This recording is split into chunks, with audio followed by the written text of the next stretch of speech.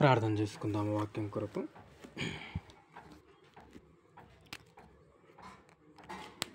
దయగల మా తండ్రి, ప్రేమగల మా ప్రభువా, పరిశుద్ధుడా, జీవంగల నాయన, జీవాధిపతి, మీ బంగారు పాదములకు ప్రభువా, మీ అపరంజ పాదములకు నాయన వందనాలు, స్తోత్రాలు. రాజులకు రాజా, ప్రభువులకు ప్రభుడా, ఆరాధనకు యోగ్యుడా, మస్తులపైన ఆసనుడా, నీకు వందనాలు తండ్రి, స్తోత్రాలు చెల్లిస్తున్నాం ప్రభువా. గడిచిన దినమంతా కాపాడి రెక్కల కింద భద్రపరిచి మరొక దినం మా జీవితంలో ఆశను పొడిగించి నాయన ఉదయకాలం మొదలుకొని మా పనిలో, ప్రయాణంలో, సమస్త విషయంలో తోడుగా ఉన్నారు. వందనాలు. ఎక్కడైనా తండ్రి మా వాళ్ళ పొరపాటు జరిగి ఉంటే దయతో క్షమించి కృప చూపండి. మా తలంపులు, మా ఆలోచనలు, మా ప్రవర్తన యావత్ చక్కపరచండి తండ్రి.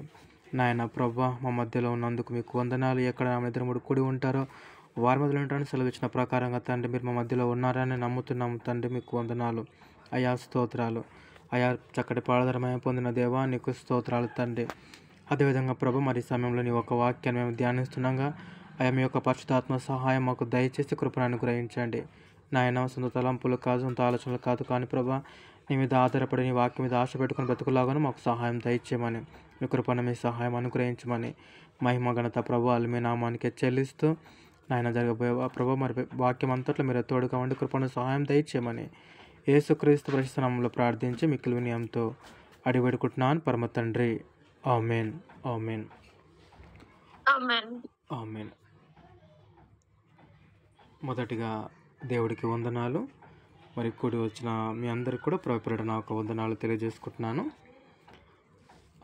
ఆది కాండము 33వ అధ్యాయము. మరి దినాన మనము ఆది కాండము 33వ అధ్యాయం ధ్యానించుకుందాము. మరి గడిచిన వారం 32వ అధ్యాయం మనం చూసుకున్నాము. యాకోబు మరి వాళ్ళ మామతో ఒప్పందం కలిగించుకున్న తర్వాత, తన ప్రయాణం స్టార్ట్ చేసిన తర్వాత మరి 32వ అధ్యాయంలో మరి ఏశావు 400 మందితో యాకోబుని ఎదుర్కొనబోతూ ఉన్నాడు. మరి ఆ విషయం తెలిసిన యాకోబు తన యొక్క కలిగిన ఆస్తిని, తన యొక్క కలిగిన మందలను మరి గుంపులుగా చేసి ముందుకు నడిపిస్తూ ఉన్నాడు. మరి అదేవిధంగా మనం చూసుకుంటే 32వ వచనం 14వ వచనంలో మరి ఏశావుకి కానుక కూడా మరి ఆయన ముందుగా పంపిస్తూ ఉన్నాడు. కొన్ని మరి మందలను ఏర్పరిచి మరి వాటిని కానుకగా కూడా పంపిస్తూ ఉన్నాడు. మరి ఆ విధంగా మరి దాని తర్వాత మనం చూసుకున్నాము. మరి అదే రోజు రాత్రి మరి యాకోబు మరి దేవుడు అక్కడ ఇద్దరు కూడా మనం పెనుగులు అన్నట్లు కూడా మనము చూసుకున్నాము. దాని తర్వాత మరి 33వ అధ్యాయము, దాని అనంతరము మరి 33వ అధ్యాయము నేటి దిన మనం ధ్యానించుకుందాము. చదువుతాను. ఆది కాండము 33వ అధ్యాయము.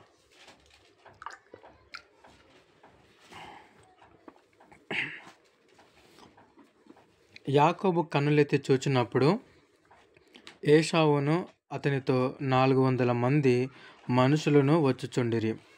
అప్పుడు అతడు తన పిల్లలను లేయా, రాహేలులకును 2 దాసీలకును పంచి అప్పగించెను. అతడు ముందర దాసీలను, వారి పిల్లలను, వారి వెనుక లేయాను, ఆమె పిల్లలను, ఆ వెనుక రాహేలును, యోసేపును ఉంచి తాను వారి ముందర వెలుచు తన సహోదరుని సమీపించు వరకు 7 మార్లు నేలను సాగిలపడాను. మరి దేవుడి వాక్యాన్ని దీవించి ఆశ్రయించను గాక. మనం ఇక్కడ చూసుకున్నట్లయితే ఆల్మోస్ట్ మన 32వ అధ్యాయంలో యాకోబుకు సమాచారం వచ్చింది ఏశావు 400 మందితో వస్తూ ఉన్నాడని. మరి ఇక్కడ మనం చూసుకుంటే ఎక్కడంటే 32వ అధ్యాయంలో 6వ వచనంలో ఆ దూతలు యాకోబు వద్దకు తిరిగి వచ్చి, మేము నీ సహోదరుని ఏశావు వద్దకు వెళ్ళితిమి, అతడు 400 మందితో నేను ఎదుర్కొన వచ్చుచున్నాడని చెప్పగా. సో 32వ అధ్యాయం 6వ వచనంలో ఏశావు 400 మందితో వస్తూ ఉన్నాడు. బహుశా అంటే మరి అంతమందితో వస్తూ ఉన్నాడు గనక అంటే మనం అనుకోవచ్చు యుద్ధానికే వస్తూ ఉన్నాడు, సమాధానానికి అయితే రావట్లేదు అని మనము దాన్ని బట్టి అనుకోవచ్చు. ఎందుకంటే 400 మందితో వస్తూ ఉన్నాడంటే మరి సమాధాన పడడానికైతే మనం దాన్ని యాక్సెప్ట్ చేయము. బహుశా ఆయన యుద్ధానికే వస్తూ ఉన్నాడని మనము అనుకోవచ్చు దానిని బట్టి. అదేవిధంగా మనం ఇక్కడ చూస్తే 33వ అధ్యాయంలో మరి యాకోబు కనులెత్తి చూచినప్పుడు ఏశావును అతనితో 400 మంది మనుషులను వచ్చుచుండిరి. ఇక్కడ చూస్తే యాకోబు కనుసైగల దూరంలో, అంటే కనిపించే అంత దూరంలో మరి ఏశావు తన ఒక 400 మందితో వస్తూ ఉన్నాడు. మరి బహుశా అంటే చాలా డిస్టెన్స్ ఉండొచ్చు, చాలా డిస్టెన్స్ కాకపోతే కనిపిస్తూ ఉన్నాడు మరి ఏశావు. 400 మంది కూడా మరి ఆ ఒక సంఖ్య మరి యాకోబు ముందుగానే తెలుసుకున్నాడు కనుక ఆయనకు కనబడతా ఉంది. అప్పుడు అతడు తన పిల్లలను లేయా రాహేలులకును ఇద్దరు దాసీలకును పంచి అప్పగించను. సో ఇక్కడ మరి యాకోబుకున్న 11 మంది కుమారులు. మనకు అప్పటికి ఇంకా చూసుకున్నాం బెన్యామీన్ ఇంకా పుట్టలేదు. మనం లాస్ట్ టైం చూసుకున్నప్పుడైతే యోసేపు పుట్టాడు, ఇంకా బెన్యామీన్ అయితే ఇంకా పుట్టలేదని మనం చూసుకున్నాము. సో ఇక్కడికి వచ్చేసరికి తనకున్న పిల్లలందరినీ మరి యాకోబు ఏం చేస్తారంటే లేయాకు అప్పచెప్పాడు, రాహేలుకు అప్పచెప్పాడు. మరి బహుశా అంటే ఎవరి పిల్లల వారికి ఆయన అప్పచెప్పేశాడు. ఇక్కడ బహుశా ఏం లేదు, క్లియర్గా మనకు ఇంకా నెక్స్ట్ రిఫరెన్స్లో కనబడుతుంది. మరి లేయాకు పుట్టిన వారికి లేయాకు అప్పచెప్పాడు, రాహేలుకు పుట్టిన రాహేలుకు అప్పచెప్పాడు. ఇద్దరు దాసులకు పుట్టిన మరి పిల్లలను కూడా వారికి ఆయన అప్పచెప్పేశాడు. తర్వాత మనం చూసుకుంటే అతడు అతని ముందర దాసీలను వారి పిల్లలను, వారి వెనుక లేయాను ఆమె పిల్లలను, ఆ వెనుక రాహేలును యోసేపును ఉంచి. ఇక్కడ మనం గమనిస్తే మళ్ళీ సేమ్ ప్లాన్ చేస్తూ ఉన్నాడు. మన 32వ అధ్యాయంలో మరి ఏ విధంగా అయితే ముందు మందలను పంపించిన తర్వాత వెనుక ఈయన రావడము, అంటే రెండు భాగాలుగా చేయడం. ఒకవేళ ఒక భాగం మీద ఫస్ట్ భాగం మీద యుద్ధం జరిగితే రెండో భాగం తప్పించుకోవచ్చు, మనం చూసుకున్నాము గడిచిన వారము. సో ఇక్కడ కూడా మరి ఆయన మళ్ళీ ఇక్కడ కూడా ఏం చేస్తూ ఉన్నాడంటే ఫస్ట్ దాసీలను పంపిస్తూ ఉన్నాడు. ఆయనకున్న ఇద్దరు దాసీలను పంపిస్తూ ఉన్నాడు. ముందు దాసీలను పంపించి వారి పిల్లలను వారి వెనక పంపిస్తూ ఉన్నాడు. దాని తర్వాత లేయాను పంపిస్తూ ఉన్నాడు. లేయాను పంపించిన తర్వాత లేయా వెనుక లేయా పిల్లలను పంపిస్తూ ఉన్నాడు. ఆ తర్వాత రాహేలును పంపిస్తూ ఉన్నాడు. రాహేలు పంపిన తర్వాత రాహేలు వెనుక యోసేపు. అంటే ఒకవేళ ముందర దాసీల మీద అటాక్ జరిగితే తర్వాత లేయా పిల్లలు, తర్వాత రాహేలు, యోసేపు, తర్వాత యాకోబు కూడా ఎస్కేప్ కావచ్చు. అంటే చూడండి ఇక్కడ చివరిగా మనం గమనిస్తే రాహేలును పెట్టాడు, రాహేలు వెనుక ఇంకా చివరిగా యోసేపును పెట్టాడు. అంటే దీన్ని బట్టి మనము అర్థం చేసుకోవచ్చు ఆయనకు ఎవరి మీద ఎంత ప్రేమ ఉంది అనేది మనకు ఇక్కడ అర్థమవుతూ ఉంది. ఇక్కడ చూసుకుంటే మరి రాహేలు వెనుక యోసేపును పెట్టాడు ఆయన. అంటే అక్కడ ముందు అటాక్ జరిగితే ఈ వెనుక ఎస్కేప్ కావచ్చు. అంటే ఒకవేళ లేయా మీద అటాక్ అయినా కూడా రాహేలు యోసేపు ఎస్కేప్ అవ్వచ్చు. ఒకవేళ రాహేలు మీద అటాక్ అయినా కూడా యోసేపు ఎస్కేప్ అవ్వచ్చు. చివరిగా చూస్తే ఈయన ఇంకా అంటే అందరు అయిపోయిన తర్వాత చివరిగా యాకోబు వెనకాల వస్తూ ఉన్నాడు. ఈ వర్షాన్ని బట్టి మనము అర్థం చేసుకోవచ్చు మళ్ళీ ఆయన ఎస్కేప్ అంటే ఏ విధంగా ఎస్కేప్ కావచ్చు. ఒకవేళ అటాక్ జరిగితే ఎవరెవరు ఎస్కేప్ అవుతారో కూడా మనకు అక్కడ అర్థమవుతూ ఉంది. ఆయన ఎక్కువగా మరి ఆ ఒక పార్షాలిటీ అనేది కూడా మనకి ఇక్కడ కనబడుతూ ఉందన్నమాట. రైట్, మనం 3వ వచనం చూసుకుంటే తాను వారి ముందర వెలుచు తన సహోదరుని సమీపించు వరకు 7 మార్లు నేలను సాగిలపడెను. ఇక్కడ చూసుకుంటా ఉన్నాము మరి 7 టైమ్స్ అంటే మరి డిస్టెన్స్ దగ్గరికి వచ్చే కొద్దీ యాకోబు ఏం చేస్తూ ఉన్నాడు అంటే తన అన్నకు మరి సాగిల పడుతూ ఉన్నాడు. మనం చూసుకున్నట్లయితే 4వ వచనం, అప్పుడు ఏశావు అతనిని ఎదుర్కొన పరిగెత్తి అతనిని కౌగలించుకొని అతని మెడ మీద పడి ముద్దు పెట్టుకొనేను, వారిద్దరు కన్నీరు విడిచిరి. మనం చూస్తే మరి ఆల్మోస్ట్ అంటే 20 సంవత్సరాలు గడిచిపోయింది. వీరిద్దరి మధ్యలో మరి 20 సంవత్సరాలు ఎడబాటు. అంటే 20 సంవత్సరాల నుంచి ఒకరికొకరికి చూపులు కానీ మాటలు కానీ లేవు. మరి మనం చూసుకున్నాం గడిచిన వారం, అంతకుముందు వారం కూడా మరి 20 సంవత్సరాలు మరి యాకోబు లాబాను యొద్ద కొలువు చేశాడు. సో ఇక్కడ 20 సంవత్సరాలు మరి ఒక గ్యాప్ చూసుకుంటే 20 సంవత్సరాలు అయిపోయింది. సో మరి ఇక్కడ మనం చూసుకుంటే అప్పుడు ఏశావు అతన్ని ఎదుర్కొన్న పరిగెత్తి అతనిని కౌగిలించుకొని అతని మెడ మీద పడి ముద్దు పెట్టుకున్నాడు. వారిద్దరు కూడా మరి కన్నీరు విడిచినట్లుగా నిజంగా అంటే మరి చాలా రోజుల తర్వాత కలిసినప్పుడు మనకు తెలుసు ఆ బాధ అంటే అంటే యాకోబు ఏశావును మోసం చేశాడు మనం చూసుకుంటే. బట్ ఇక్కడ అంటే 20 సంవత్సరాలు గడిచిపోయింది. ఇంకా ఆ పగ అనేది నాకు తెలిసి అంత 20 సంవత్సరాలు అంటే ఉండదు ఆ పగ. ఇంకా అంత చాలా చాలా గ్యాప్ వచ్చింది కాబట్టి మరి ఇక్కడ చూసుకుంటే ఏశావు మరి అంటే తమ్ముని క్షమించినట్లు కూడా మనకి ఇక్కడ కనబడుతూ ఉంది. అదేవిధంగా చూసుకుంటే నిజంగా వాళ్ళు కలిసి మరి హత్తుకొని ముద్దు పెట్టుకొని ఇవి ఏడ్చినట్లు కూడా మనకు కనబడుతూ ఉంటుంది. నిజంగా అంటే ఒక టైంలో నాకు అంటే అప్పట్లో మా అమ్మమ్మ వాళ్ళ ఇంటికి వెళ్ళాలంటే బస్సులు ఉండేవి కాదు. అప్పుడు మరి వాళ్ళ ఊరికి బస్సులు ఉండేవి కాదు. నడక ప్రయాణంలోనే వెళ్ళేవారు అనమాట. ఆ ఊరు నుంచి ఈ ఊరికి, ఈ ఊరు నుంచి ఆ ఊరికి నడుచుకుంటే వెళ్ళేవారు. అంటే వాళ్ళు అంటే వెళ్ళేసి మళ్ళీ తిరిగి ప్రయాణం అవుతూ ఉన్నప్పుడు వాళ్ళ ఆ ఊరు పొలిమేర వరకు వీరిని సాగనంపుతూ ఉంటారనమాట. ఆ ఊరి పొలిమేర వరకు వీరిని మళ్ళీ తిరిగి ప్రయాణంలో మళ్ళీ ఇంటికి వచ్చేటప్పుడు ఊరి పొలిమేర వరకు వాళ్ళు సాగనంపుతూ ఏడుస్తూ అంటే విడిచిపెట్టలేక ఇంకా అంటే తప్పదు వెళ్ళాలి పోవాలి ఇక్కడ ఇంకా అంటే ఆ విధంగా ఆ పొలిమేర వరకు వారు ఏడ్చుకుంటూ ఇంకా ఆ విధంగా సాగనంపేవారు. మరి ఇక్కడ కూడా మనం చూస్తే అంటే వీళ్ళు కలుసుకున్నప్పుడు కూడా అలానే జరుగుతూ ఉంది. అది ఛానల్ తర్వాత కలుసుకున్నారు కాబట్టి అంటే మళ్ళీ ఆ స్థితి వారు మళ్ళీ కలుసుకోవడం చూసుకోవడము ఒకరినొకరిని మంచెడులు అడుచుకోవడం మనకు కనబడుతూ ఉంది. రైట్. అదేవిధంగా మనం 5వ వచనం చూస్తే ఏశావు కన్నులెత్తి ఆ స్త్రీలను పిల్లలను చూచి వీరు నీకేమి కావాలని అడిగినందుకు అతడు వీరు దేవుడు నీ సేవకునికి దయచేసిన పిల్లలే అని చెప్పాను. ఇక మనం చూసుకుంటే మరి ఒక 5వ వచనంలో మరి ఏశావు చూస్తూ ఉన్నాడు. మరి ఆ స్త్రీలను కానీ పిల్లలను కానీ చూస్తూ ఉన్నాడు. చూసినప్పుడు మరి అడుగుతూ ఉన్నాడు, యాకోబుని అడుగుతూ ఉన్నాడు, వీరందరికి మరి నీకు ఏమి కావాలని అడిగినప్పుడు మరి అప్పుడు యాకోబు అంటూ ఉన్నాడు, దేవుడు నీ సేవకునికి దయచేసిన పిల్లలు. అంటే ఆయన ఇక్కడ మళ్ళీ తగ్గించుకొని చెప్తా ఉన్నాడు. ఏమంటున్నాడంటే సేవకునిగా మనం చూసుకున్నాం గడిచిన వారం కూడా అంటే మరి పెద్దవాడు చిన్నవానికి దాసుడు అవుతాడు అని దేవుడు అక్కడ మరి రిబ్కాతో అన్నాడు. కానీ మనం ఇక్కడ చూసుకుంటే అంటే యాకోబు తన యొక్క సొంత నిర్ణయాలు ఆలోచనలు తీసుకుంటా ఉన్నాడు. మరి ఇక్కడ మనం చూస్తే దేవుడు నీ సేవకునికి దయచేసిన పిల్లలే అని చెప్పాను. ఆ విధంగా మరి ఆయన అంటే ఏశావుకు సేవకుడిగా తను తాను చెప్పుకుంటా ఉన్నాడు.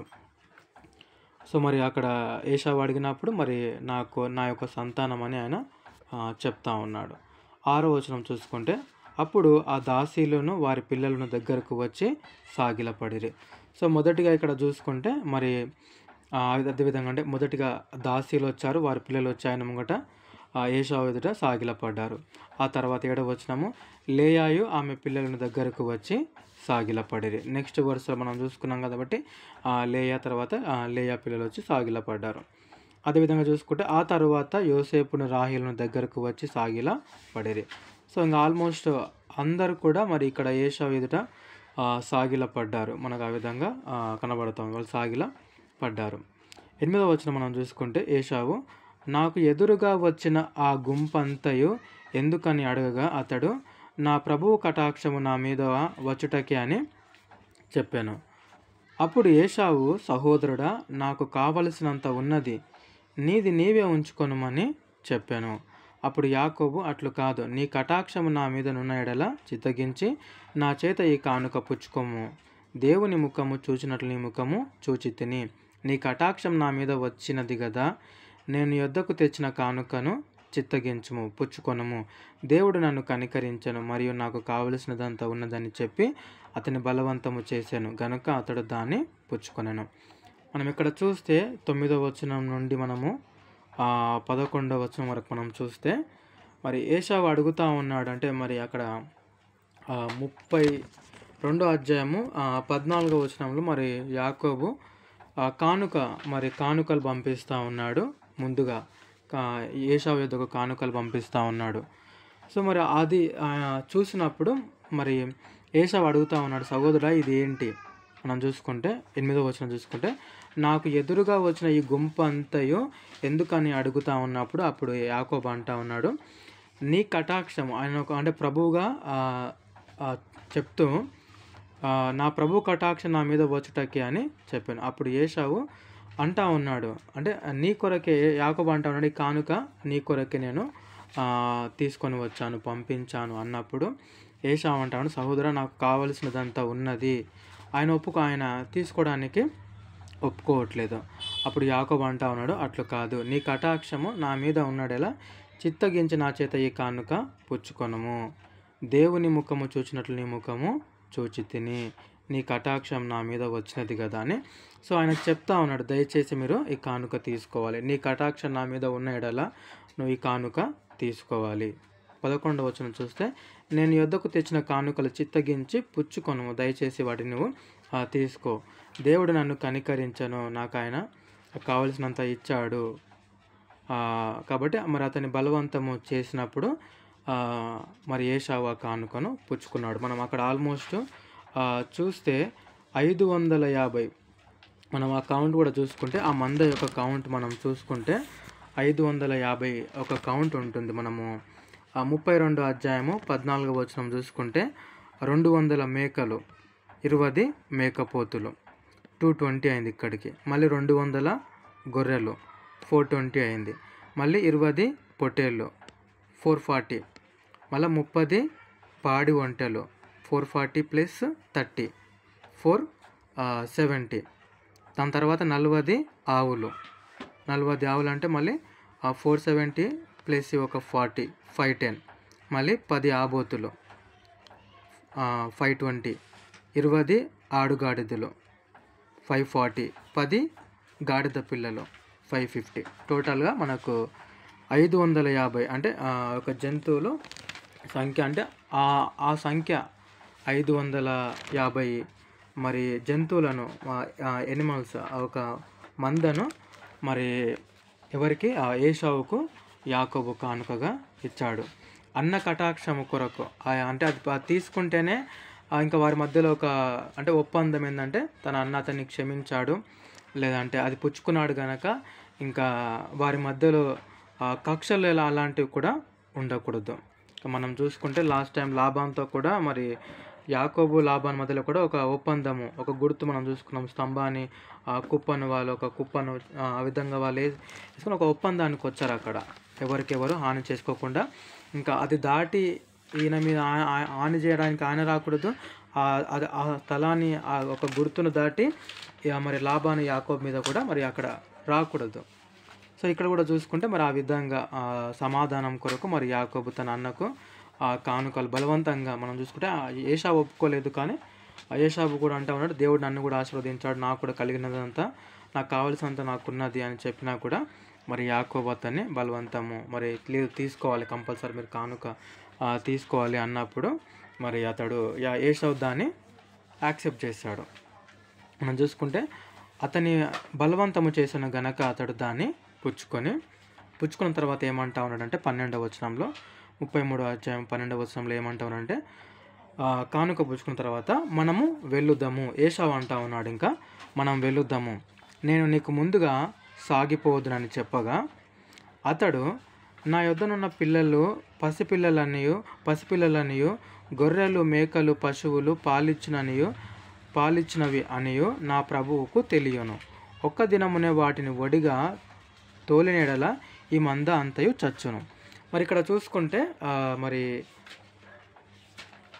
ఏశావు అంటా ఉన్నాడు, ఇంకా మనము వెళ్దాం అంటే వీళ్ళు అక్కడ నుంచి ఆయన వచ్చాడు, ఇక్కడ నుంచి ఈయన మధ్యలో ఉన్నారు వీళ్ళు కనుక ఏశావు అంటా ఉన్నాడు, మరి మనం ప్రయాణం అయ్యి మరి నేనున్న చోటికి వెళ్దాము అని అన్నప్పుడు మరి యాకోబు ఏమంటా ఉన్నాడంటే, మనం ఇక్కడ చూస్తే 13వ వచనంలో యాకోబు ఏమంటే, నా యొద్దనున్న పిల్లలు పసిపిల్లలనియు గొర్రెలు మేకలు పశువులు పాలిచ్చినవనియు నా ప్రభువునకు తెలియను.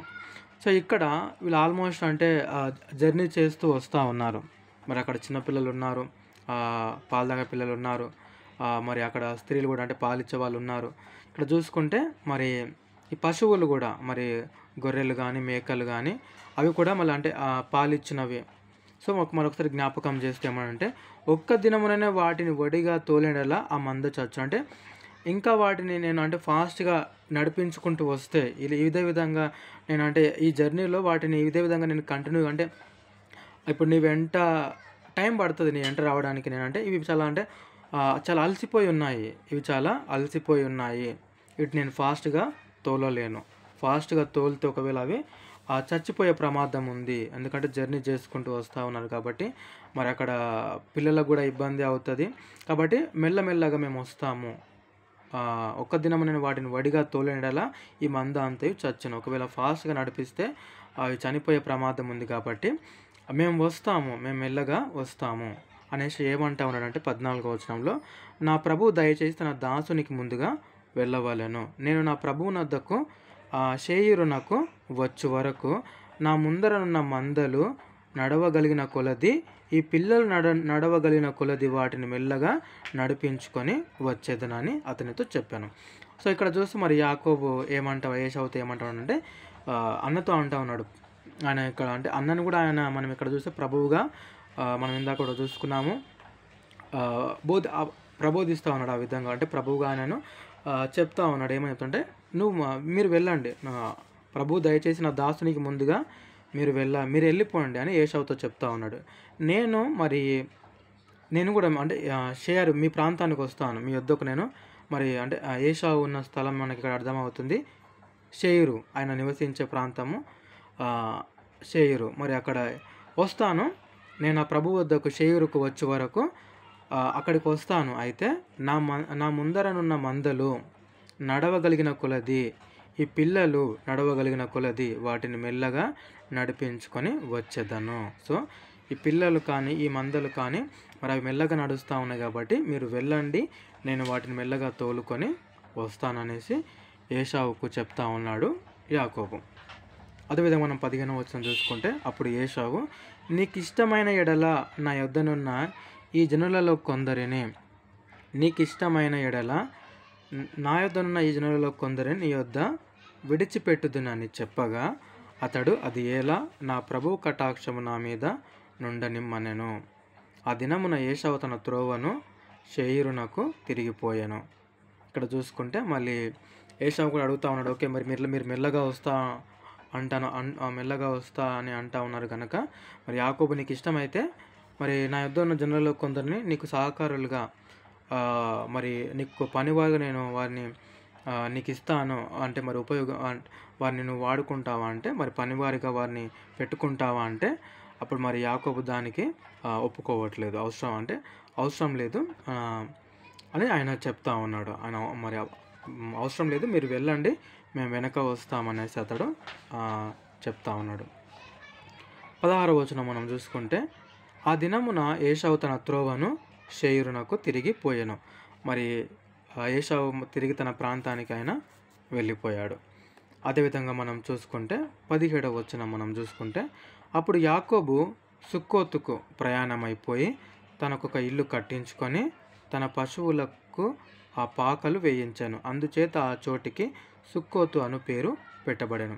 ఇక్కడ చూసుకుంటే మరి నిజంగా ఇక్కడ మనం గమనిస్తే యాకోబు షేయిరుకు పోలేదు, షేయిరునకు అక్కడికి వెళ్ళలేదు. కానీ ఆయన ఎక్కడికి వచ్చాడంటే ఇక్కడ మనం చూస్తే సుక్కోతుకు వచ్చాడు. సుక్కోతుకు వచ్చి నాకు తెలిసి నేను ఇది గూగుల్ చేసినప్పుడు రెండు కూడా ఆపోజిట్ డైరెక్షన్ అని ఉంది. మరి అక్కడ రెండు కూడా షేయిరుకు సుక్కోతుకు మరి ఆపోజిట్ డైరెక్షన్ అని అక్కడ మనకు చెప్తా ఉంది. అయితే మరి యాకోబు సుక్కోతుకు వచ్చాడు. సుక్కోతు అనే పేరుకు మరి అర్థం చూస్తే మనం అక్కడ పాకాలి. ఎందుకంటే ఆ యాకోబు అక్కడికి వచ్చి ఆ చోటుకి వచ్చి ఆ ఇల్లు అక్కడ ఆయన కట్టించుకొని తన పశువులకు అక్కడ పాకలు వేశాడు. సో దాన్ని బట్టి మరి అక్కడ సుక్కోతు అనే దానికి పేరుకు అర్థము మరి పాకలు, ఆ విధంగా అక్కడ దానికి ఆ ప్రాంతానికి ఆ చోటుకి సుక్కోతు అని పేరు పెట్టడం కూడా మనకు కనబడుతూ ఉంది. సో యాకోబు సుక్కోతుకు వచ్చాడు, మరి ఏషావు షేయిరుకు ప్రయాణమై వెళ్ళిపోయాడు. ఇక్కడ చూస్తే మనము 18వ వచనము, అట్లు యాకోబు పదనారామములో నుండి వచ్చిన తరువాత కానాను దేశంలో ఉన్న షేకెము అను ఊరికి సురక్షితముగా వచ్చి ఆ ఊరి ముందర తన గుడారము వేశాను. ఇక్కడ చూస్తే మళ్ళీ అతడు అంటే ఇంకా కంప్లీట్ డెస్టినేషన్ ఇక్కడ మనకు అంటే లాబాను పదనారామములో తన ప్రయాణం స్టార్ట్ చేస్తే కానాను దేశంలో ఉన్న షేకెమను, ఇది ఒక దేశము, సుక్కోతు ప్రాంతం అయితే ఈ యొక్క దేశంలోనున్న ఎక్కడికి వచ్చాడు ఆయన, కానాను దేశంలో ఉన్న షేకెమను ఊరికి వచ్చేసేసి అక్కడ ఆయన ఏం చేశాడంటే మళ్ళీ అక్కడ తన గుడారము ఆ ఊరి ముందర అంటే ఆ ఊరి బయట ఏం చేశాడు, అక్కడ ఆయన గుడారము వేసుకున్నాడు. మరలా మనం ఇది అదేవిధంగా చూస్తే ఇక్కడ 19వ వచనం మనం గమనిస్తే, మరియు అతడు తన గుడారములో వేసిన పొలము యొక్క భాగము షేకెము తండ్రి అయిన హామోరు కుమారుల యొద్ద హామోరు కుమారుల యొద్ద 100 వరహాలకు కొన్నాడు. ఇక్కడ మనం చూస్తే ఈ షేకెము తర్వాత హామోరు మనకిప్పుడు 34వ అధ్యాయంలో వీరి గురించి మనకు రాయబడి ఉంటుంది. సో అంటే వీరి ప్రాంతానికి వచ్చేసాడు యాకోబు, వీరి కానాను దేశంలోని ఒక షేకెము అనే ఊరికి వచ్చేసేసేసి మరి అక్కడ ఆ ఊరి బయట తన యొక్క గుడారం వేసుకున్నాడు. ఇక్కడ చూస్తే మరి ఆ యొక్క పొలం యొక్క భాగం కూడా ఆయన ఏం చేశాడంటే కొన్నాడు 100 వరహాలకు, అంటే అక్కడ 100 వరహాలు అనగా మనం నాణ్యాలు ఆ విధంగా అనుకోవచ్చు. సో 100 వరహాలకు ఆ యొక్క పొలంను కొన్నాడు. ఎవరి వద్ద కొన్నాడంటే షేకెము తండ్రి అయిన, ఇక్కడ పర్టికులర్గా షేకెము తండ్రి అయిన హామోరు, ఈ హామోరు ఒక కుమారుల యొద్ద, అంటే ఆ షేకెము కూడా హామోరు యొక్క కుమారుడే. బట్ ఇక్కడ పర్టికులర్గా ఎందుకు మెన్షన్ చేస్తున్నాడంటే ఈ షేకెము తర్వాత ఈ యొక్క హామార్ మనకు 34వ అధ్యాయంలో మనకు కనబడతా ఉంటుంది. హామారు కుమారుడగు షేకెము మరి యొక్క దీనా విషయంలో వాళ్ళు అక్కడ మనకు 34వ అధ్యాయంలో అది కనబడుతూ ఉంటుంది.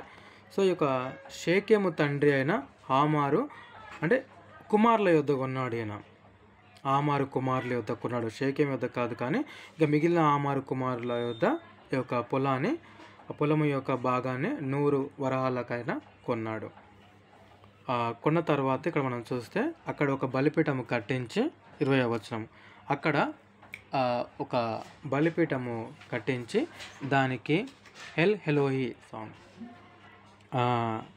అక్కడ ఒక బలిపీఠము కట్టించి దానికి హెలోహి ఇజ్రాయెల్ అను పేరు పెట్టాను. ఇక్కడ మనం చూసుకుంటే అక్కడ మరి ఒక బలిపీఠం కట్టించి దానికి ఏమని పేరు పెడతా ఉన్నాడు, దానికి అర్థం చూసుకుంటే మనం హెలోహేహి ఇజ్రాయెల్ అనగా ఇజ్రాయేల్ దేవుడే దేవుడు.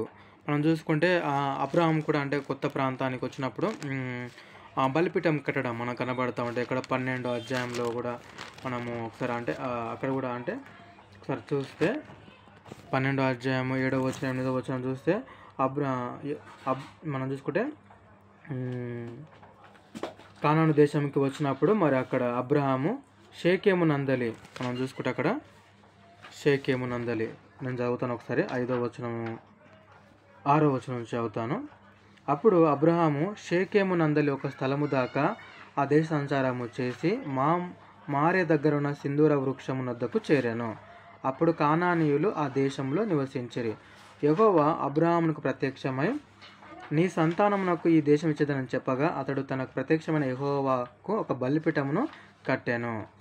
సో ఇక్కడ కూడా చూసుకుంటే అబ్రహాం మరి షేకెము దగ్గరికి వచ్చి ఒక స్థలము దాకా ఆ దేశ సంచారం చేశాడు ఆయన.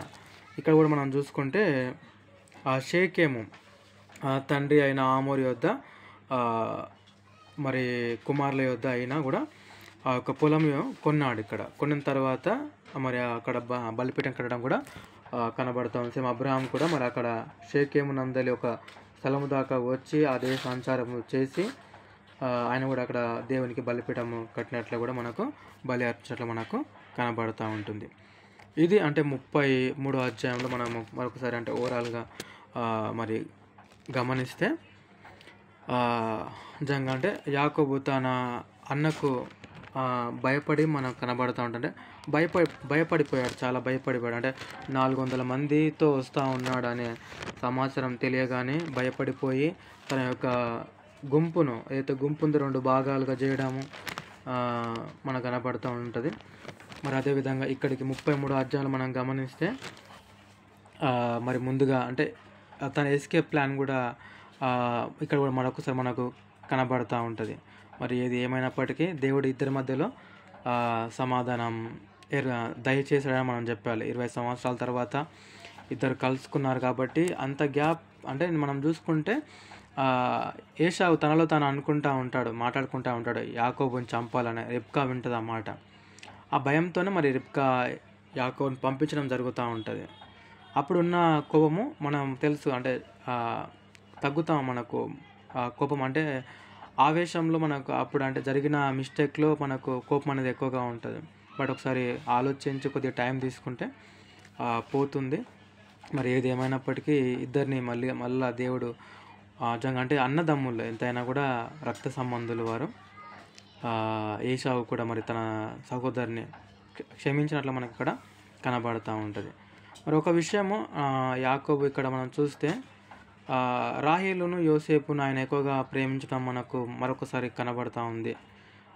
ఏ విధంగా అంటే మరి ఆయన ఏర్పాటు చేయడం, ఆయన ప్లాన్ పంపించే విషయంలో మరి ఏశావు దగ్గరికి పంపించే క్రమంలో దాసీలను పంపించి వారి వెనక వారి పిల్లలను, తర్వాత లేయాను వెనక పిల్లలను, తర్వాత రాహేలును, చివరికి యోసేపును.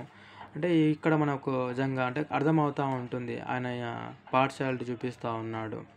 ఒకే విధంగా ఆయన ఉండట్లేదు. ఇప్పుడు ఇక్కడ మనం చూసుకుంటే అందరిని ఇప్పుడు తనకున్న భార్యలను కానీ పిల్లలను కానీ పంపించవచ్చు, ఒకటేసారి పంపించడంలో ఏం లేదు, ప్రాబ్లం లేదు. కానీ ఈ విధంగా చేసి పంపించడంలో మనకు కొద్దిగా అంటే చూపిస్తూ ఉన్నాడు, పార్షియాలిటీ చూపిస్తూ ఉన్నాడు. దీన్ని బట్టి ఇప్పుడు లేయాకు పుట్టిన పిల్లలు కూడా మరి ఆలోచిస్తారు, ఏంటి మనల్ని ముందు పంపిస్తాం అంటే వాళ్ళు కూడా ఆలోచిస్తారు కదా. ముందేమో 2 గుంపులు చేస్తాడు, ఒక గుంపు తప్పించుకున్న ఒకవేళ అటాక్ అయితే ఇంకో గుంపు మీద అటాక్ జరగకుండా ఎస్కేప్ అవ్వచ్చు అని. మళ్ళీ ఇక్కడే అది చేస్తూ ఉన్నాడు. మరి అంటే లే యొక్క పిల్లలకు కూడా అర్థమవుతూ ఉంటుంది. మనం చూసుకుంటే అదే విషయాన్ని వాళ్ళు అబ్జర్వ్ చేస్తూ ఉన్నారు. అందుకనే మనం చూస్తే వారు అంటే ఈయన చేసే మిస్టేక్ను బట్టి యోసేపు మీద అన్నలు పగపడుతూ ఉన్నారు. ఎందుకంటే యోసేపు తన కళ్ళభావం పక్కన పెడితే, అది అన్నలతో చెప్పడం పక్కన పెడితే, యాకోబు చేసిన పనికి ఈ యొక్క లేయా పిల్లలు యోసేపు మీద పగబడడం మనకు కనబడుతూ ఉంటుంది.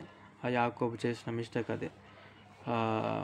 మరి ఇక్కడ చూసుకుంటే మరి అన్నను ఆయన ప్రభు అని పిలుస్తూ ఉన్నాడు మరొకసారి. మరి దేవుడి చిత్తంలో అది నన్నైతే అంటే మరి లేదని అనుకుంటున్నాను, ఆయన సొంతంగా ఆ మాట పలికాడని అనుకుంటా ఉన్నాను. మరి దేవుడైతే ఆయన సెలవిస్తూ ఉన్నాడు, పెద్దవాడు చిన్నవానికి దాసుడు అవుతాడు.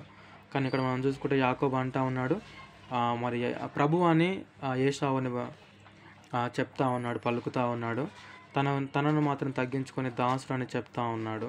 మనం చూసుకుంటే 7 సార్లు మరి సాగిలపడ్డాడు ఏశావు ముంగట. 7 సార్లు సాగిలపడినట్లు కూడా మనకు కనబడుతూ ఉంటుంది. తన సొంతంగా ఆలోచన తీసుకొని చేస్తూ ఉన్నాడని మరి అనుకుంటా ఉన్నాను. మరి ఏదేమైనప్పటికీ ఇద్దరి మధ్యలో సమాధానం వచ్చింది.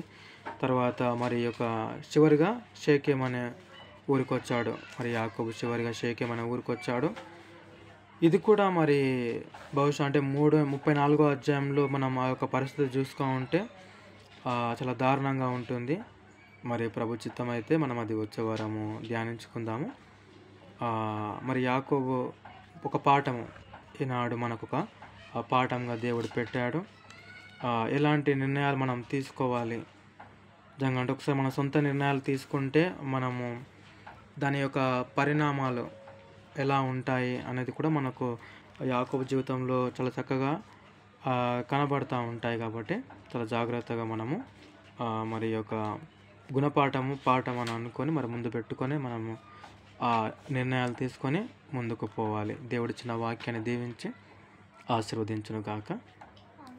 ఆమేన్.